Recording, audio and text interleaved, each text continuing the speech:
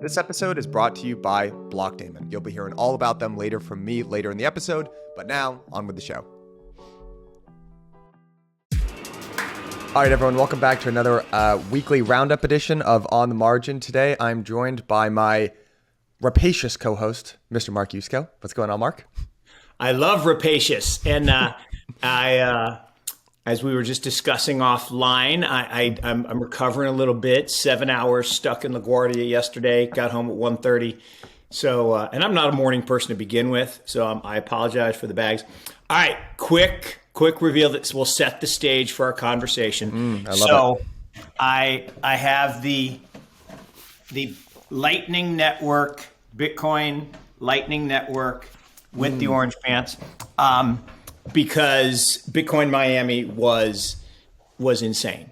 Electric. It was insane. Yeah. 25,000 of my closest friends. Unbelievable venue. You saw the picture of the bull. Absolutely magnificent statue. Yeah. Great speakers, great content. Just a really great event. Was actually at a dinner, and the mayor did a drive-by and sat with us for about 20 minutes. And he's an impressive guy. I mean, he basically announced on stage he's going to run for president in 2024. But he should. Yeah. Oh, he will. I've no doubt in my mind. Any takeaways from just the content strains? Like, was there a focus on lightning? Was there a focus on mining? Yeah. Lightning. And there was a whole mining track. So there was a lot of discussion about mining, and there were a lot of good mining people there, and JP Barrick and others, and I think mining was definitely a big conversation, which was exciting for me because we got two big new investments in the fund. One is a chip company that has a better ASIC. I mean, better than Bitmain's ASIC, and actually 4 times better than the new Intel chip that was announced. And I'm really super excited about that. Company called Chain Reaction. And so there was definitely mining discussion. And there was the usual, rah-rah Bitcoin. Remember, this is a Bitcoin conference. It's, you're not allowed to use the E word, although it was great. Peter Thiel got up and actually put the Ethereum logo on a chart. And boo, boo, boo. Everyone was booing and hissing. And but it wasn't quite as crazy as last year, where someone came out, staged obviously, and ripped off their shirt and they had a big Ethereum thing, and someone came and tackled them on stage, and it wasn't quite the theatrics, but it's definitely the mood was single chain world. Mm-hmm. Bitcoin is it, and I sat on a panel and we had some discussion, and there's a woman, Elise Colleen, who's very good and very focused investor.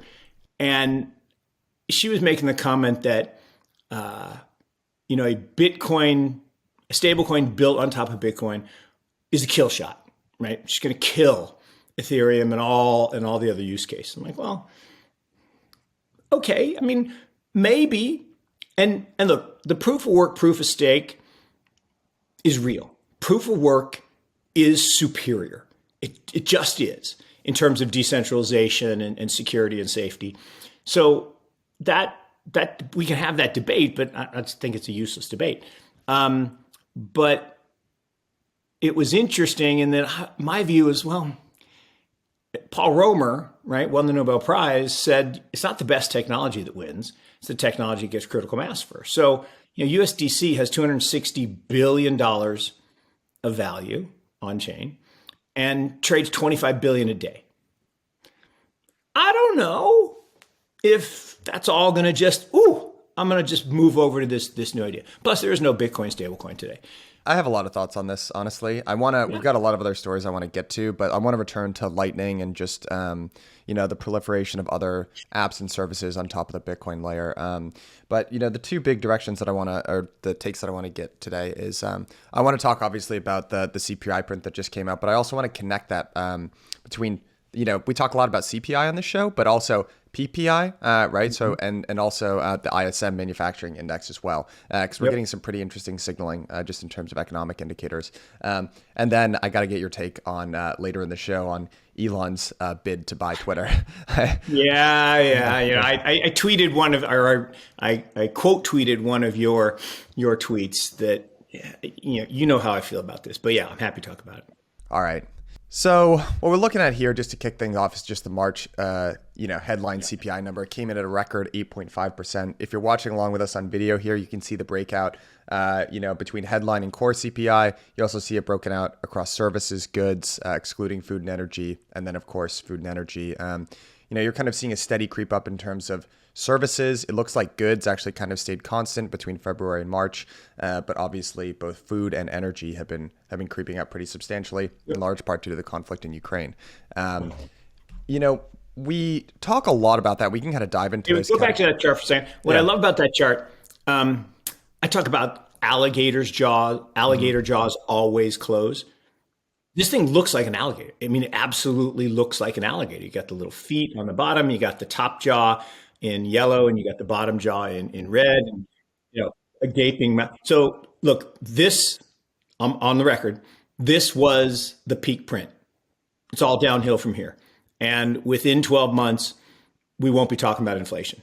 It'll be gone from the consciousness.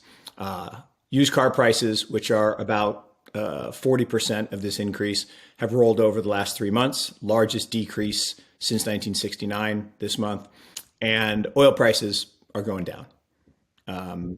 We've seen peak oil prices; they're headed down, particularly right before the election. They're going to do something big to get gas prices down, or else the Dems are just going to get slaughtered. Now they might get slaughtered anyway for being stupid, but it's so anyway. This is peak, and this alligator jaw is going to close. Well, help me understand. I was looking into this before we got on air today. I'm looking at this record jump in the Producers Price Index, right? The PPI, largest month-over-month increase since they started measuring it in at least since 2010, right?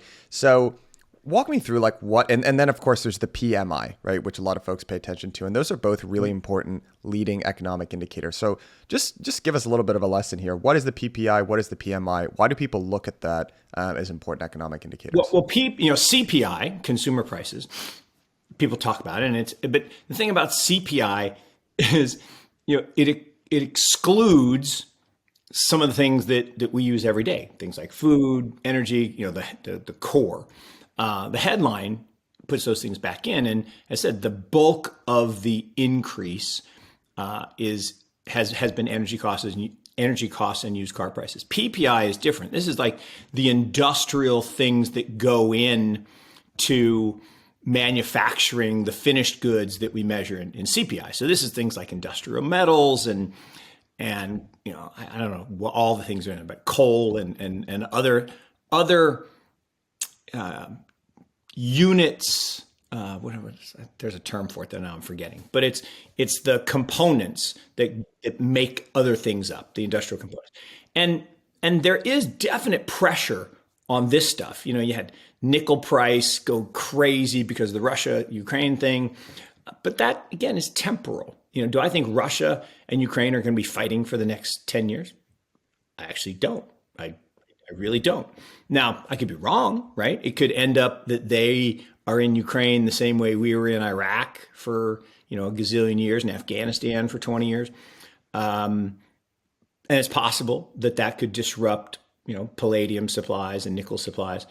I thought it was funny that Volkswagen made more money on their nickel hedge than they made selling cars, like orders of magnitude. They made like $3.8 billion on this rogue nickel hedge. They had no idea, right? They just hedged their price of nickel because maybe prices could go up, but they didn't expect the big short squeeze, and they certainly didn't expect the LME to cancel a bunch of trades because some billionaire in China said, "Screw it, I'm not paying. I'm not going to do the margin call." So I think there's a lot of bad data in this stream that, again, I believe is temporal. And I think the one thing that isn't, if you look at the big the big spike there at the beginning of 2021, I think that kind of is real in that is the currency devaluation piece. I think. And I've been talking about this, and Greg Foss yelled at me on Twitter about it, and we're buddies, but he's like, no, it's all the same. Inflation and currency. No, I don't think it is. And we've talked about this. Demand pull inflation is very, very different than currency devaluation.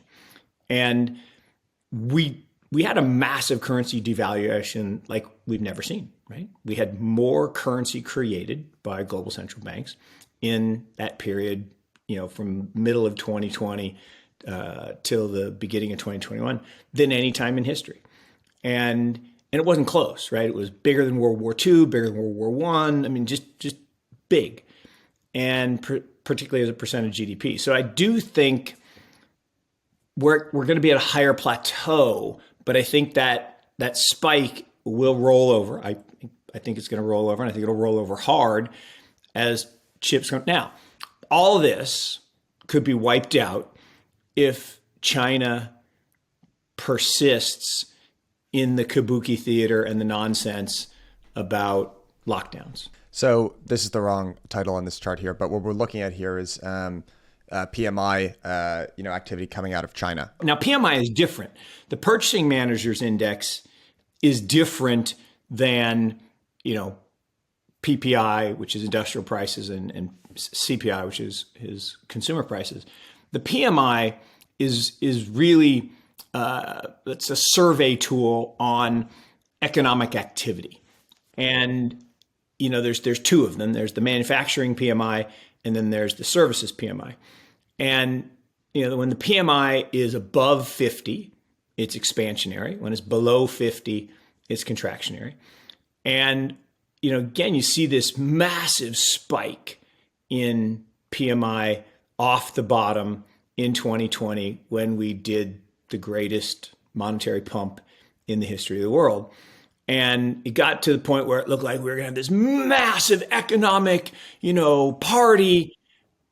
And one of the things about these trends is what you see. You don't ever see it spike and then plateau, right? It either spikes and goes down, or it spikes down and goes back up. And that makes sense because stimulus, either positive stimulus or withdrawal stimulus, isn't permanent. It's like a one-time thing. And so, China stopped putting money into the system last year. So part of the reason Chinese equities had such a tough year in 2021 was they were withdrawing stimulus while the rest of the world was putting it in, the Western world.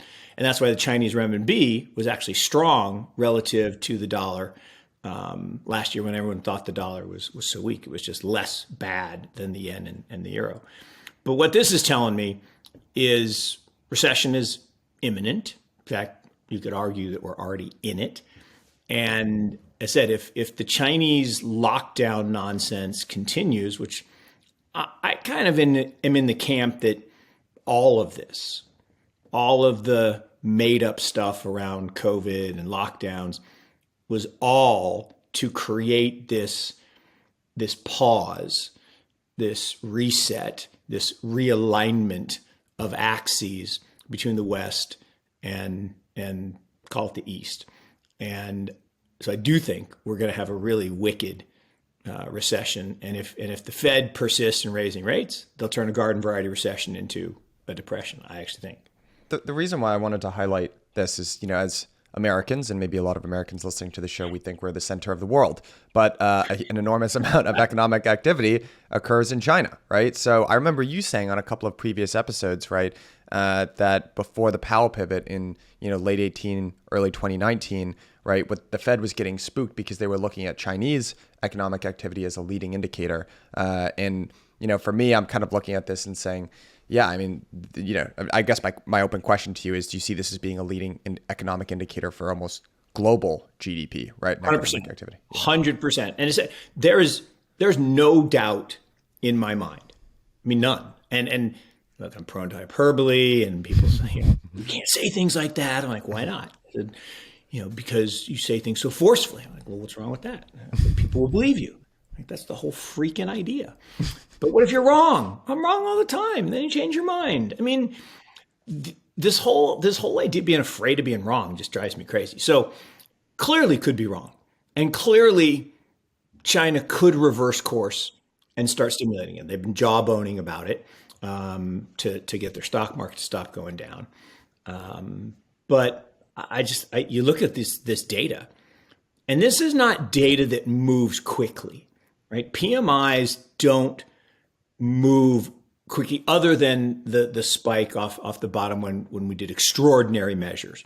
But they don't tend to move quickly. But once the trend starts, positive or negative, and if you took this over a longer scale, what you'd see is a 7-year cycle. There's a 7-year historically business cycle that kind of got disrupted with the global financial crisis. And it follows expansion of liquidity and contraction of liquidity. And all the PMI is really doing, right? If you put a bunch of money into the economy, shockingly, the banks will make it available to businesses. The businesses will borrow it. They'll invest in property, plant, and equipment, and goods and services, and people will feel robust, and they'll make purchases, and the world will go up, and PMI will rise. When you withdraw liquidity, okay, what will companies do? They'll contract, they'll cut production, they'll lay people off, people will feel less robust, they'll spend less, and you'll get a falling number.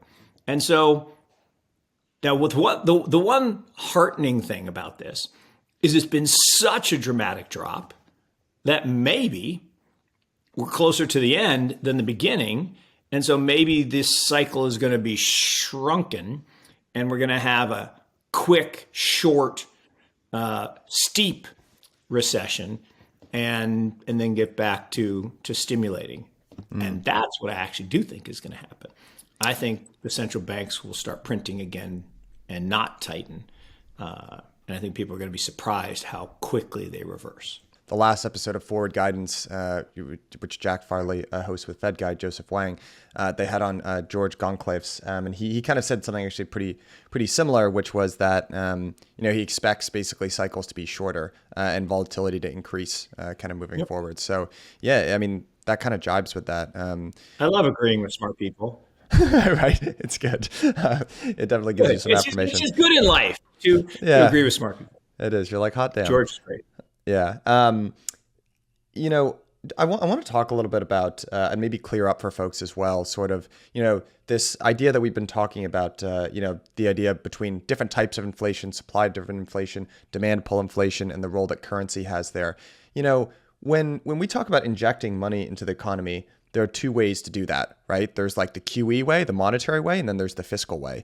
And the reason why the stock market so often comes up in your and my conversations here is because you can almost think about giving banks money through QE or people money. And if you give people money, what they do is they spend that money on things, right? Goods. And that's how you get this kind of core CPI inflation. But when you give banks money, they're not going out and buying cars, right? What they're doing is they're spending that on financial assets in general. And when you drive the price of financial assets up, then you also drive the stock market up. And then importantly, people lever themselves to the stock market. Again, if you're the average citizen, you are just getting pounded here because you don't own stocks. You don't own real estate. You're not levered up. You're barely making rent and buying food. I mean, I had a very sobering conversation with a family member who said, I had to decide what I could buy at the store the other day for food. I was like, whoa. I mean, and look, and look, check my American privilege.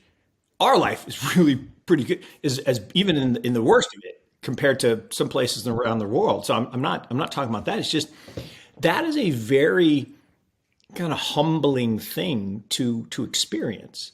And CPI in particular, particularly if it gets to food, which clearly is going to be impacted by this fertilizer nonsense. I mean, fertilizer prices have gone crazy. Now they're diverting for it. Now, the idiotic, again, I said the Dems are just doing stupid stuff. You want to increase the ethanol content in gasoline, right? To try to lower oil price? Are you joking? You want to take food out of the food chain and make food prices worse? Unbelievable. I think overall people respond to incentives. And I think we have an incentive structure in the governance of the US that just doesn't make sense. So like I'm actually literally trying to put myself in the shoes of Jerome Powell, right? And I'm looking at the stuff that you and I have been talking about for a long time. We've got, poor structural demographics. We've got a debt overhang. We've got slowing growth. And he's got a constituency of shareholders, the United States, that is unwilling to accept those results, right? So what you need to do then is provide stimulus. And you can kind of do it in those two ways that we talked about. You can do it in monetary stimulus through financial assets, and that kind of juices things. Or you can do it in fiscal stimulus. And, it's a set of trade-offs, right? Like from a very small, wealthy, privileged couple people's perspective. And the downside of financial assets is wealth inequality, right? But roughly things stay unbroken for a period of time. The downside of fiscal injection is rampant inflation, which nobody wants. Now, you can make like pros and cons, right? Pros and cons. I see how they came to that decision. Unfortunately, the chickens have come home to roost at this point because, what I feel like they ultimately did was they accepted tail risk. And the tail risk is historically when you have record wealth inequality, that shit reverts, in one way or another. But they were like, it might not happen in my lifetime, I suppose. And here is why. Like, this is why, that conversation with your family member, which I'm sorry you had to have, food prices. When food prices start jumping. Look, and I love, this chart, and you've been talking about this for a while, and I think you guys did a show with Russell Clark. And we did. If people don't know Russell, you need to know Russell. He is one of the great thinkers in our business, the investment business. And 2 years ago, like before all the nonsense. I know. Before all the nonsense started, he wrote this great piece and went on a number of shows talking about it, that the next big problem globally was going to be caused by massive increases in food prices, and had to do with, supply and demand and production and all this geopolitical nonsense that was going to occur. And he didn't know per se where it was going to be, or it can be Russia, Ukraine, but it's not a coincidence that stuff is happening right now in Ukraine, which happens to be the breadbasket of that part of the world. And I don't know, there's just so many things that are problematic here with, again, the lockdown policies and the constraining of shipping and the rehunkering down towards nationalism and populism and the deglobalization. I mean, I think about this now, not now because it's springtime, but in the winter, right? You're enjoying your very nice dinner at home and snow outside on the ground. Where'd that food come from? It certainly didn't grow out in your backyard. It came from someplace else, far away. And it required a whole bunch of hydrocarbons. There are no electric steamer ships. No. There just aren't. There are no electric airplanes. And that isn't changing anytime soon. So anyone thinks we're going to, go to all electric everything. And, the nonsense of, oh my God, if you're suffering with high gas prices, just buy an electric car. You mean that $60,000 car that really is $75,000 when you actually get things like tires and a steering wheel, the options. Insanity. One thing from an investor perspective that I also just struggle with, I'm not sure, is just, this is a chart that comes to us from, I guess it's data from Bloomberg, but Jim Bianco put this together. This is Q1 2020. Yeah, he is the best. Total return, right? So the fact that he watches our show is like, I was like doing backhands. Well, I can't do a backhand, but if I could do a backhand spring, I would have been doing them. Yeah. Shout out, Jim, if you're listening. You are the best. But he kind of put total returns right across different asset classes here. So we've got the S&P, we've got high yield bonds, we've got, MSCI, right, emerging markets. We got a whole bunch of different things here. Nothing returned positive, right? It's down across the board. I think one of the unique, maybe unique facets of this particular inflationary, stagflationary period is that, you're heading into it with basically everything at all-time highs, right? There's been a pretty market, route in the bond market, I will say recently. But, Yep. and the stock market isn't at all-time high, but whatever, within spitting distance, right? 5, Yep. 10%, right? Indices. So it's just kind of like, and crypto isn't on here, but crypto's taken, a bath, certainly in Q1. What do you do with your money? And, I'm still looking at things and being like, I do subscribe to this idea that, I think the Fed sees their number one they're politicians, kind of, at the end of the day, right? And what they're hearing, right? So what they're hearing from their constituents is inflation is the number one problem. And honestly, as a small business owner, I'm kind of on that page too. I'm like, this is a problem. Like, somebody better fix this, So I actually I feel like if I'm feeling like that, a lot of people are feeling like that. And I think the Fed still looks at, economic activity, or, credit markets are relatively healthy. Stock markets are still within spitting distance of all-time highs. I think they see that as a license to hike. And that means assets are going to go down. So where do you put your money? It's a fantastic question. I think what's really interesting though is I believe there's a mistaken belief that, a few hundred basis points of changing of the Fed funds rate is going to do anything to fix the inflation numbers. It's just not. Right? It's literally just not. And will a recession cure some of the price increases? Sure, right? If you cripple certain businesses and make people less well off, they'll spend less, and therefore there'll be less demand pull inflation. Fine, but that's why I keep talking about this. This is not traditional inflation. It's currency devaluation and changing the interest rate that banks borrow from the Fed to lever up their balance sheets and buy treasuries because no one else will. That ain't going to change. In fact, it will cause pressure on the banks, which you've seen the bank stocks just get whacked here, because if their borrowing costs are rising, and the yield they make on their treasury purchases isn't rising as quickly, the yield curve is flattening, right? Your short-term borrowing costs go up and your long-term rates stay roughly pegged or maybe go up a little bit. That spread that you were making and levering up 11 or 12 times for free money. And then the last part of it is the velocity of money continues to decline. So what we have the potential, as I said, we've seen this movie before. In 1937, we were coming out of, the response to the crash, and we had this recession going on, and we had gone to emergency stimulus measures, QE for the first time. We were buying our own debt. And that was mostly because we were an emerging market. Nobody wanted our debt. And we didn't have as much, but we had a lot. But the real problem was interest rates were at zero from 1930 to 1937, and then we tried to bump them up. And a 25 basis point increase actually plunged us into the worst part of the Depression.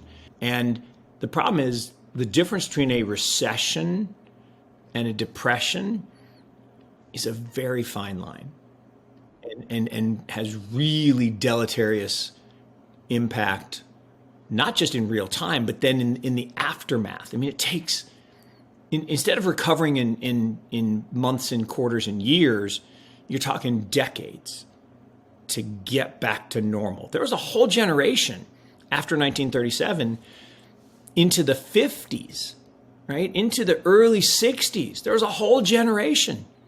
Debt was evil, right?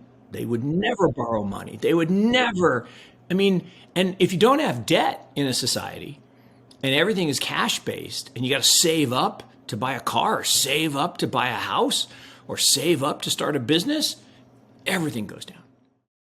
This episode is brought to you by Blockdaemon, the world's leading blockchain infrastructure platform. Blockdaemon's mission is simple. Make spinning up a node so easy a 5-year-old could do it, and so secure that any chief compliance officer in the world could sleep easy at night. In plain English, Blockdaemon allows anyone, whether you're a crypto-native fund, a financial institution, a DeFi protocol, whatever, to participate in crypto more safely. For some, that can mean participating in governance. It could mean gathering real-time and accurate data. It could mean generating yield through staking. Whatever it is, when it comes to crypto, infrastructure is edge, and there's simply no better edge offered than the one from Blockdaemon. Blockdaemon supports a range of services on over 50 protocols, and that's a growing list. They have multiple layers of risk mitigation that include regional and data center diversity, 24/7 human and automated monitoring, a full-service team of engineers to avoid technical difficulties, and things like slashing insurance. In other words, they literally make it foolproof. If your organization relies on real-time, accurate data that comes from blockchains, please, please, please click the link at the bottom of this episode and go check them out. Again, it's important. Gotta click the link at the bottom, otherwise I won't get my credit. One of the things that we're talking about here is financial repression in general. I'm gonna read you this, and you know this gets bandied around a lot on kind of crypto Twitter and stuff. I'm gonna read you this summary of a paper. High public debt often produces the drama of default and restructuring, but debt is also reduced through financial repression, attacks on bondholders and savers via negative or below market real interest rates. After World War II, capital controls and regulatory restrictions created a captive audience for government debt, limiting tax base erosion. Financial repression is most successful in liquidating debt when accompanied by inflation. For the advanced economies, real interest rates were negative half the time during 1945 to 1980. Half the time. Average annual interest expense savings for a 12 country sample range from about 1 to 5% of GDP for the full 1945 to 1980 period. We suggest that once again, financial repression may be part of the toolkit deployed to cope with the most recent surge in public debt in advanced economies. This was an IMF paper that was written in 2015. The woman who wrote this was not a Bitcoiner, not a crypto Twitter person. She is the current chief economist of the World Bank Group. Her name is Carmen Reinhart, and she wrote this in 2015. And how prescient does that seem to what's going on right now? I mean, incredibly prescient. And again, what's awesome about Carmen and her work is it's just math, right? It's not emotion, it's not theory, it's not conjecture, it's math. And you know, we've been talking about this for months. Financial repression is a choice, right? It's a policy choice. It's a policy choice. Yeah, right. That's why all the calls for, you know, more checks and more stimulus, which I think are on the way. And I would not be surprised if there's magically some checks that come out right before November. So I want to actually put a pause on this because I want to get your take on Elon Musk and Twitter. So to set the scene for listeners, right? You know, last week, you know, it gets announced Elon Musk comes out and he, you know, took a large stake. He became the largest stakeholder in Twitter, above like Vanguard and BlackRock or whatever. Second, I think, only to Jack Dorsey. And he was going to join the board, and he's tweeting all these things, right? It's like, hey, do you guys want an edit button? You know, he tweeted this thing where the biggest accounts aren't tweeting a lot as evidence of like what's not working. Comes out last week. He's not joining the board, right? And the CTO, Parag, was like, hey, you know, Elon Musk, we just didn't think this would be best, etc. He had this little sentence at the end, there will be some distractions, which probably should have been seen as foreshadowing. And I think some people got there. And, you know, then it comes out, you know, funding secured, right? We're at 54.20, right? Per share or something like that. Yep. The letter gets released. This is my first and final offer. Now, maybe before we even get into like what your thoughts on this are specifically, what are some of the fiduciary obligations here, right? This isn't just, hey, does the board want to do this? Do they not want to do this? There are fiduciary duties. There are things the board can do. There are things the board cannot do, right? So, you know, when you're talking about the sale of a public company, what's some of the stuff that's going on here that average listeners might not understand about who you have to get approvals from for a sale? Yeah. I don't know all of the exact, you know, protocols. Like to your point, there is a number of protocols, but the board, as I understand it, deliberates and can accept or reject any unsolicited offer for a company. One of the things, and I actually tweeted about this last night with a typo from autocorrect, where someone said, yeah, you probably would want the edit button because, you know, instead of interest, it said integrate. I'm like, autocorrect is crazy. I mean, it substitutes words. Like every time I type the word and, it swaps in abs. I'm like, I would never type the word abs, right? Don't have them. That's not why it does that. I don't know. But anyway, so But to me, because Elon tweeted about this saying that it will be a violation of their fiduciary duty if they don't take this to a shareholder vote. I'm like, well, I don't know that that's true. Actually, I don't think that it is. But I don't actually know. But I think the arrogance of the tweet was an offer above the current price is not a standard by which someone must act, right? I mean, the stock was $80 not that long ago. So 54 is actually way less. And just because you make an offer doesn't mean anybody has to say it's a good idea. So I do think the board has to consider it. I think they can choose to accept it or reject it. At the end of the day, the shareholders would have, I think the way it works is then you do a proxy and the shareholders can choose to participate or not participate. So but I should look more into that. But honestly, this reminds me of what Carl Icahn used to do, right? Carl would take a position and then he would say, I love the company so much, I want to buy the whole thing. And the company would be like, no, we don't want to be bought by you. And the price would go up and you say, all right, then I'll just sell my stuff and make a bunch of money. So I wish, I shouldn't say wish, that's probably too strong. I would hope that the things that Elon says publicly about, wanting to be an advocate for free speech and he wants to fix Twitter so to make it, less censored. I would like to believe that's true. My gut tells me it's not, because his history of finding whatever the most current thing is, he inserts himself, right? Kids trapped in a cave, he's right there. Some topic on cannabis, he's right there. Something on, anything. He's always there with some new idea. So, I actually love the other side where people are saying, he just wants to get on there so he can shut down all the accounts that hate on Tesla, so his stock price will go up. I don't believe that either. I want to be thoughtful about this, but I just couldn't even believe this headline. It was like this was an op-ed written in I think it was the BBC or the Guardian by a very famous U.S. policymaker or ex-policymaker, maybe still involved. The headline is Elon Musk's vision for the internet is dangerous nonsense. Musk has long advocated a libertarian vision of an uncontrolled internet. That's also the dream of every dictator, strongman, and demagogue. It's like, oh God, yeah. It's like, come on, dude. That is so bad. Right, because every autocratic regime famously has the least controlled internet standards. What are you like? That's just such malarkey. No, Michael, I had the same reaction, and part of it is clearly these headlines are designed to elicit these types of reactions. Right? That must be what they're trying to get me to feel. Like that, because that's just so... It's so bogus. Because, look, we as crypto people or Bitcoin people, this is what we talk about.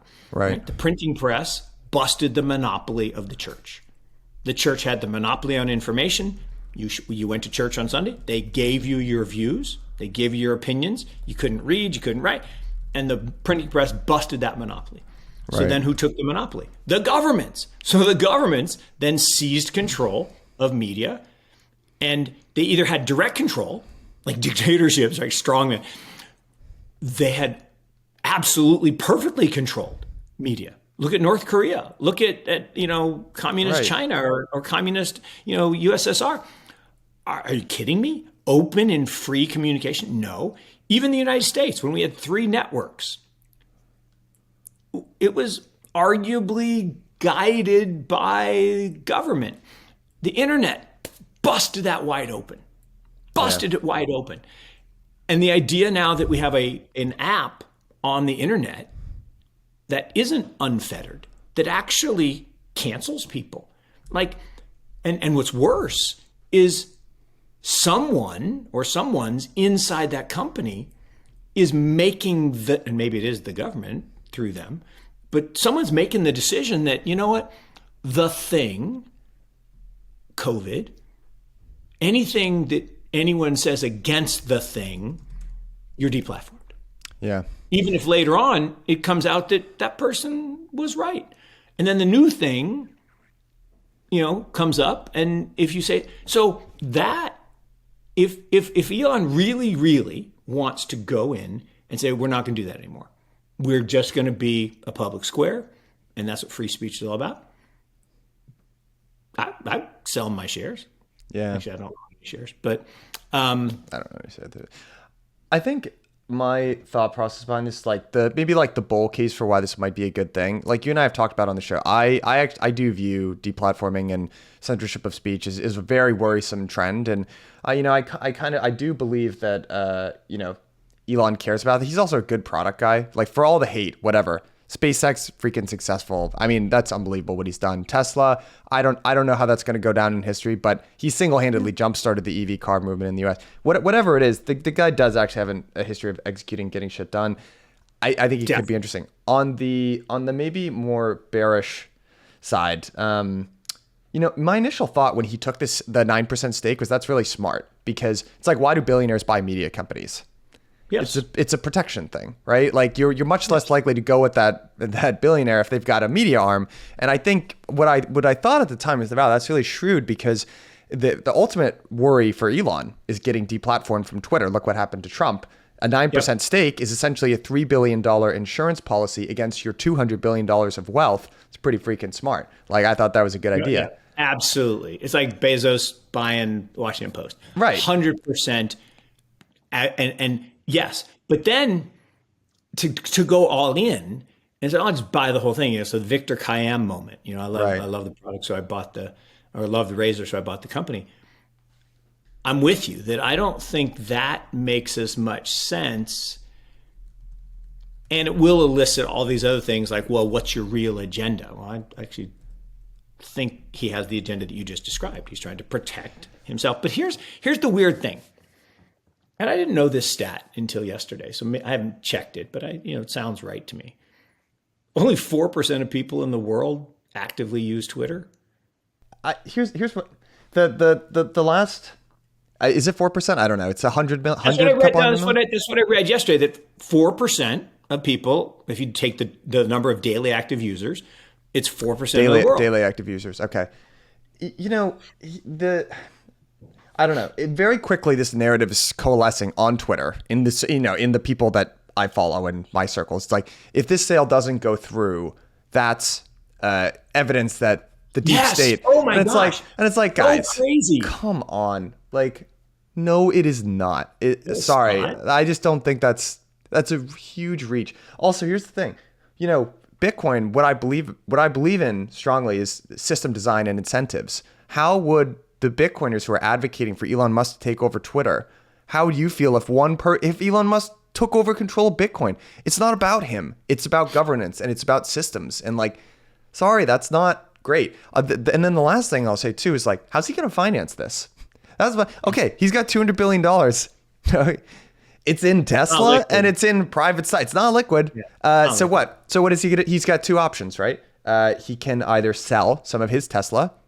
Yeah, would be an excuse to borrow sell against it, and the banks would be salivating. Look, the banks would be salivating to finance it for him. Yeah, and so I think he could. Now, I love the thing. He'd be better off buying a million Bitcoin. Totally agree with that. Mm-hmm. Totally agree with that as an investment. But I don't think it's about the investment. I think it really. I hope, right? I really hope it is about. I want this platform to be neutral, and I'm a little softer, shockingly, because people think I hate Elon. I actually don't hate Elon. No, I don't either. I hate the valuation of Tesla. That's what I hate. And I don't even hate the company. I don't even hate the car. I just hate the valuation. I think it's dangerous. But But I admire Elon for all the reasons you said. I mean, he does get stuff done. He does execute on visions. He does. Now, does he always play by exactly the rules? Probably not. And look, I'm just a dutiful firstborn. I play by the rules. I don't bend them. And maybe it's bad on me. Maybe if I played a little more fast and loose, I'd be more successful. But what I don't worry so much about him being in control. If he owns it, just like Bezos owning the Post, I don't think Bezos is writing the articles, and I don't think he's being an editor. I think he probably holds some sway over people and could fire them. But ultimately, what I believe, and this could be wrong, I believe that what he wants to say is, we're not going to deplatform. Like, his first move, likely, is just put Trump back on. I was going to say that must be, right? Stock price would go up a lot because it's entertaining. I mean, the guy is entertaining. I don't actually agree with most of what he says, but it is entertaining, and it creates engagement.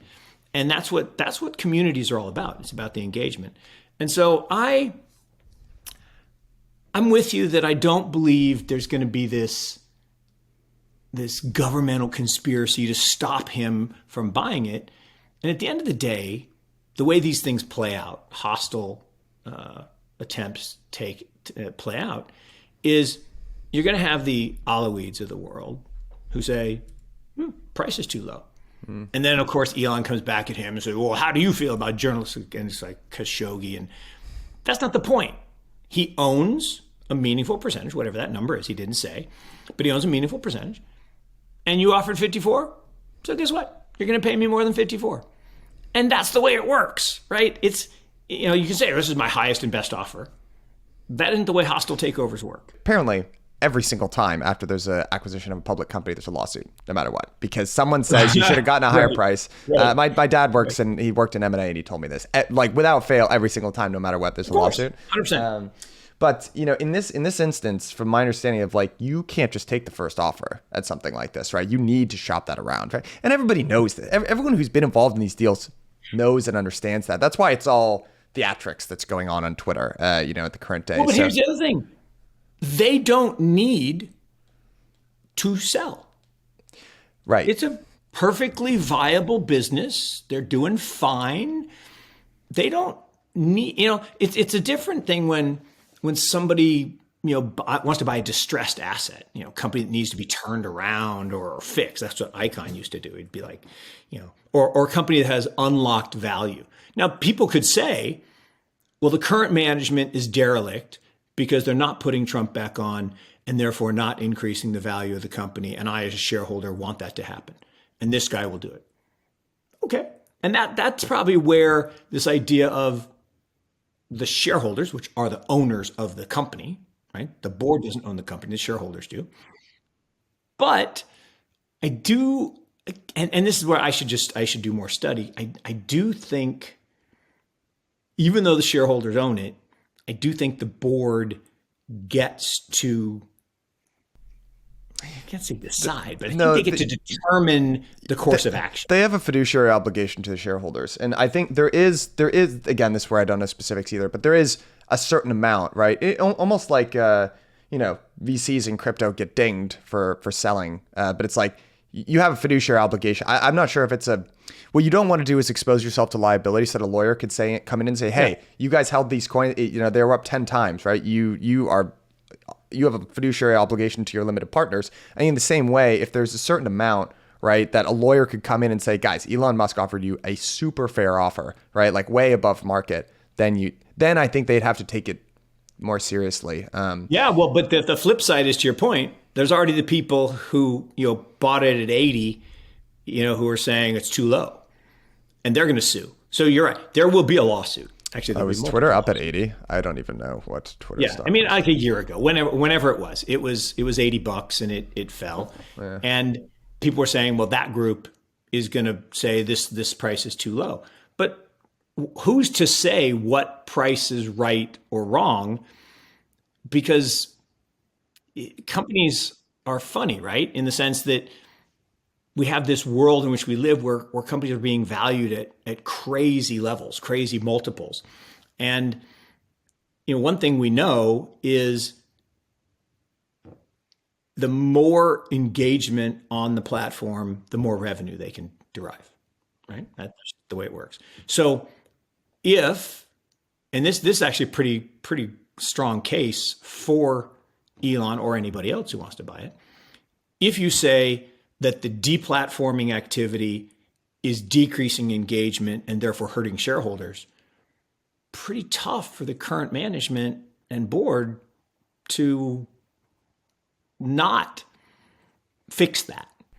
I am with you on that. And you know what? Twitter, the stock price has underperformed relative to their comps, right? If you're looking at other social networks LinkedIn's owned by Microsoft, I think, but I'm sure they've done Facebook, right? And Pinterest and those other public ones. Yeah. Mark, I know we've got a wrap here. This has been, missed you last week, man. This was fun. I know, and the crazy thing is I could have done it. It would have been hard. Yeah. Because as bad as my night was last night, getting home at 1:30, I think I got home a little later on Thursday night. I'm sure you did. Down in Miami. Yeah. I didn't stay out with the pups up till 4 or 5. But yeah, I mean, the young bucks were out. The funny story so it wasn't this year because I had to go home early. In fact, the one bummer, I did have to come home early, and this is a total, well, not even humble brag. It's just a brag. So I got this DM on Wednesday. Hey, I'm having dinner at my house. Would you like to come over? And it was from Michael Saylor. I'm like, oh my God, yes. Nice. I do. But for family reasons, I had to come home on Friday night, and he was very gracious. He's like, oh, we'll stay in touch. And it was the only reason I got that was because we had done the podcast together the week before. And he's like, oh, this guy sounds interesting. But that was pretty cool. But a year ago, I went to the Gemini party with Winklevoss twins sponsored, and it was surreal. But I'm there, and we're talking. It's 11 o'clock, and someone says, "Oh, the DJ is coming." I'm like, "Oh, who's the DJ?" And they're like, "Diplo." I'm like, means nothing to me. I'm texting my kids. Diplo's huge. He's huge. No, Michael. So I'm texting my kids, and instantaneously, "Oh my God, Dad, you have to stay." I mean, this guy's legendary, and it's like a top five DJ. Just legendary. Yeah. And I'm like, okay, I'll stay. So midnight comes, nothing. 12:30, nothing. So I finally tapped one of the staff. I said, when? Oh, they don't come till 2 o'clock. I'm like, okay, I'm out. So I couldn't do it. So I left. But as I'm leaving, 12:45 at night, as I'm leaving, there are these line of Lyfts and Ubers with Russian supermodels and Brazilian guys getting out to come in to the party. They're just coming to the party. And I was like, and they probably woke up an hour earlier because they'd been out all night the night before. So it's just not my world. I can't keep up with the young bucks. But it's not really my scene either. I'll send you some Diplo mixes. I've got them on my running set list. And I will study Diplo. And the next time I have the chance to see Diplo, I will. We'll get them, permissionless next year. We'll get them for a nice 4 p.m. set, so it'll be perfect for you. Love it. The old guy, the matinee, the old guy. Yeah, the matinee, right? The early bird special. All right, Mark, this has been a ton of fun. I will see you next week. All right, cheers. See you next week. Bye.